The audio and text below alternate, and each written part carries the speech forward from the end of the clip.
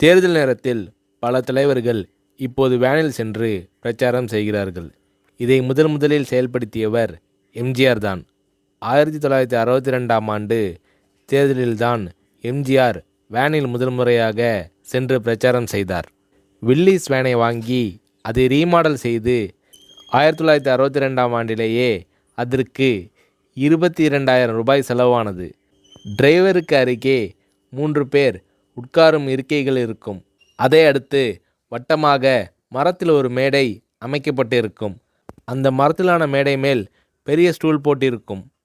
அதன் மேல்தான் எம்ஜிஆர் அவர்கள் நின்று கொண்டு பேசுவார். நல்ல உயரத்தில் இருப்பதால் பொதுமக்கள் எம்ஜிஆர் அவர்களை நன்கு பார்க்க முடியும். வேனில் இப்படி பிரச்சாரம் செய்வது என்பது அறிஞர் அண்ணாவின் ஐடியா. ஒரு உயரத்தில் எம்ஜிஆர் அவர்கள் மக்களுக்கு தெரியும்படி நின்று கொண்டு பேசினால் நல்ல ஆதரவு கிடைக்கும் என்று அண்ணா அவர்கள் உணர்ந்தார்.